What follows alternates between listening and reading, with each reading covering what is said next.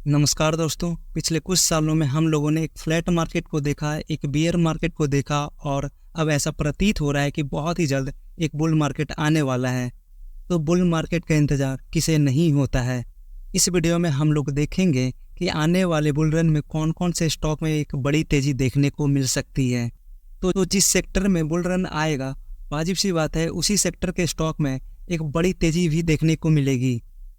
तो इस लिस्ट में जो सबसे पहला नाम निकल कर आता है वो है संवर्धना मदरसन इंटरनेशनल।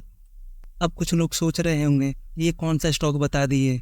बहुत सारे के पोर्टफोलियो में ये कंपनी जब से बाई की है वो तब से लॉस ही में है। जैसा कि आप लोग देख सकते हो 5 सालों का चार्ट। तो पिछले 5 सालों में इस कंपनी में तो रिटर्न तो दूर की बात है और उल्टा 28% का लॉस है।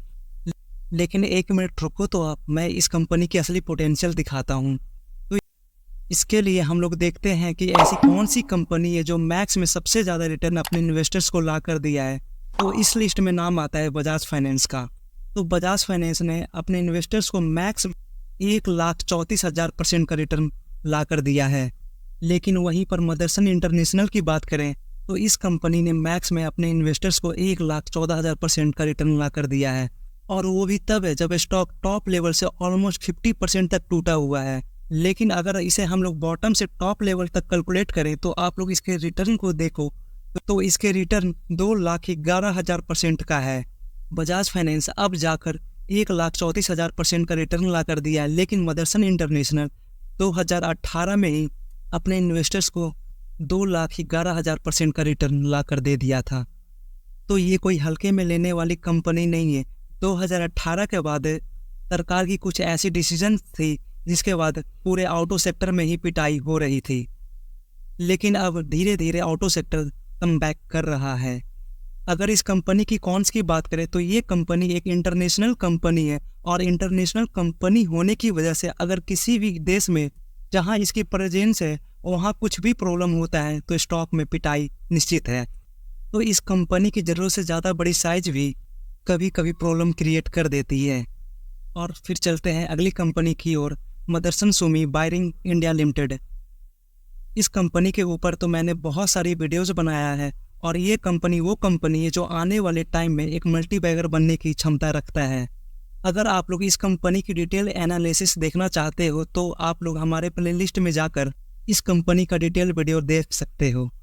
अगली कंपनी मिंडा इंडस्ट्री। अगर इस कंपनी का भी मैक्स का चार्ट देखें तो इस कंपनी ने मैक्स में अपने इन्वेस्टर्स को लगभग 9,000% तक का रिटर्न ला कर दिया है। आप लोग इसे छोटा मदरसन सुमी भी कह सकते हो। आप लोग इसका मार्केट कैप को देखो तो लगभग 31,000 करोड़ का है और मिड कैप होने के नाते इस कंपनी में वैल्यूएशन थोड़ी ज़्यादा ही देखने को मिल सकती है। लेकिन इन सभी के बीच में ऑटो सेक्टर से रिलेटेड एक ऐसा भी सेक्टर है जो फ्यूचर में बहुत ही बड़ी मिस्टेक भी बन सकती है और वो सेक्टर है टायर इंडस्ट्री। बहुत लोग सीधा सीधी कैलकुलेशन कर लेते हैं कि जब तक गाड़ियाँ चल रही है रोड पे तब तक टायर का बिजनेस चलता रहेगा। लेकिन प्रॉब्लम यहाँ नहीं है। टायर इंडस्ट्री प्राइस मैनिपुलेशन बहुत ही ज़्यादा करते हैं जो कि सीसीआई के नज़र में क्राइम है। अगर आप लोग गूगल पर जाकर टायर इंडस्ट्री का मैनिपुलेशन सर्च करोगे तो इसमें ऑलमोस्ट सारे टायर इंडस्ट्री का नाम आ जाएगा। कुछ गिने चुने ही कंपनी ऐसी होगी जो कि टायर के प्राइस को मैनिपुलेशन नहीं करती है। अब ये लोग कैसे प्राइस मैनिपुलेट करते हैं थोड़ा सा इस पे भी नज़र डाल लेते हैं। जैसे कि 4 कंपनी ABCD है जो कि टायर मैन्युफैक्चर करती है और ये चारों कंपनी एक साथ मीटिंग करके एक साथ मार्केट में प्राइस को इंक्रीज कर देते हैं। अब कस्टमर किसी के पास भी जाए तो मार्केट में तो प्राइस बढ़ा हुआ देखने को मिलेगा और ये काम टायर इंडस्ट्री में बहुत ही ज़्यादा होता है। इसमें आप लोग मैनेजमेंट की नियति को भी देखो। कंपनीज को मैक्सिमम प्रॉफिट लाने के लिए कंपनीज प्राइस बढ़ाने का क्राइम भी कर देती है। तो इसलिए टायर इंडस्ट्री से थोड़ा सा बचकर ही रहना है। अब अगली कंपनी की तरफ बढ़ते हैं, टाटा मोटर्स। तो Tata Motors all time high के आसपास ही ट्रेड कर रहा है और इस लिस्ट में मैंने टाटा मोटर्स को इसलिए डाला है क्योंकि ईवी सेक्टर में टाटा मोटर्स लीड कर रहा है। भले ही ये स्टॉक ऑल टाइम हाई के आसपास ट्रेड कर रहा है लेकिन जब टाटा मोटर्स 612 रुपये का लेवल को क्रॉस करेगा क्योंकि टाटा मोटर्स का ऑल टाइम हाई है, उसके बाद एक बड़ी रैली आएगी। लेकिन इन सभी के बीच में अभी तक मार्केट में बुल रन आया भी नहीं है। जब बुल रन आएगा तो इस स्टॉक में असली दौड़ अभी बाकी है। टाटा मोटर्स को छोड़कर आप लोग और भी कंपनी को कंसीडर कर सकते हो, जैसे कि सुजुकी, बजाज ऑटो या फिर जो भी कंपनी आपको अच्छी लगे। ये तो गाड़ियों की बात हो गई। जैसा कि मार्केट में ईवी की डिमांड है, तो आप लोग लिथियम आयन बैटरी बनाने वाली कंपनीज के भी ऊपर नज़र रख सकते हो।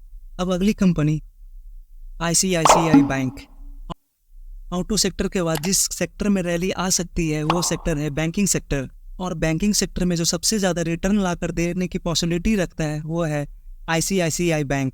लेकिन अगर आप लोग पिछले 5 सालों की चार्ट को देखो तो पिछले 5 सालों में ICICI ने लगभग 250% का रिटर्न ला कर दिया है और current time stock all time high पर ही ट्रेड कर रहा है। तो ये सभी कंपनीज को अगले आने वाले बुल रन से पहले आप लोग स्टडी पर्पस के लिए अपने रडार पर रख सकते हो।